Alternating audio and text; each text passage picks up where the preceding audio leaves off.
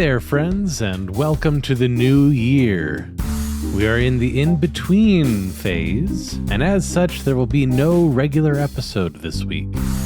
In lieu of that, it was suggested that I share the first episode of my new podcast project, Dear Diurnal, the first of many side podcast projects to come on Dave's Estate Reserve podcasts. If you like what you hear, check the show notes for a link or go to davesestate.com. Next week, we will release a promotional bit for what's coming up in Wasting All the Time.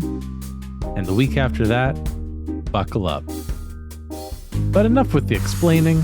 Here's episode 0 of Dear Diurnal. I hope you enjoy it.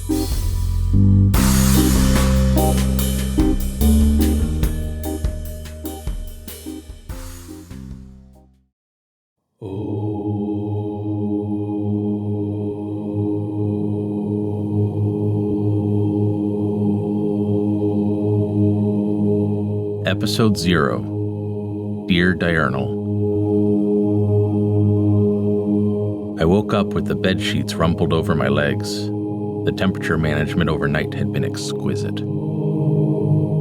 I stretched my back in ecstasy, digging my heels into the agreeable mattress foam. I pulled on a soft t-shirt and made my way through the kitchen, out onto the back deck, grabbing a cup of fresh brewed coffee on the way. A perfectly reclined Adirondack chair waited there for me. It was perfectly reclined because it had been made for my own body, made by my very own capable hands. The fresh, clean air was quite nearly still but for the delicate curlicues that are surely left in the lacy wake of intricate birdsong.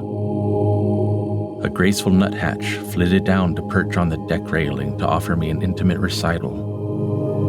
But when at first it began, after some uncharacteristically gruff vocalizations, I realized that it was not a nuthatch that sat there, but Trevor, my neighbor.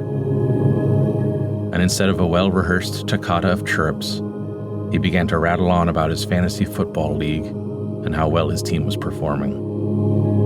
And he continued to talk about it without a single breath for 15 years. I was compelled to listen.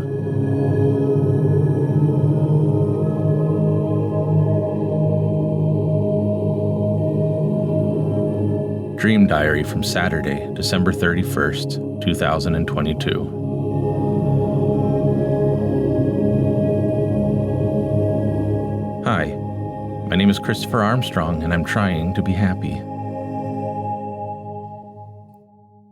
Dear Diurnal, I am not happy. I have been attending weekly therapy sessions for 26 years to help me cope with this fact, and indeed to grow in spite of it. Like a tree growing over and around a nail piercing its side, Christ-like, until the nail is entirely subsumed by my flesh. Or rather, the tree's flesh. Sometimes I get caught up in my words and metaphors, like a spider in a fly's web that stretches across my own life path. Now, when I think back over what it is I just said, I hasten to add that I may fall victim to the occasional simile as well. My psychiatrist and my psychologist both have for some time encouraged me to keep a journal or a diary of my daily life in order to better contextualize my unique suffering and to indulge in one of my few joys in life, the written word. But just as a mother must eventually let go of her child, every time I fill a journal, I must then set it on fire and destroy it.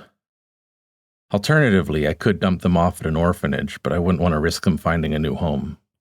So this is an audio recording of what I'm calling my diurnal. My psychiatrist told me to keep a journal, but my psychologist told me to keep a diary. So I mashed them crudely together to get diary journal. Until inevitably, laziness won out and the word became flesh. The word became diurnal. I know that diurnal is already a word. It means cyclical, daily, or of the day, according to Google. And this is a daily process, but I'm only using the word for the purpose of combining diary and journal. Whereas I will be dutifully destroying my physical diurnal, I will also be broadcasting these audio recordings of it, so that other victims of this cruel and cold universe might know that they are not alone in their suffering. Let the new year bring me peace. This is day 0.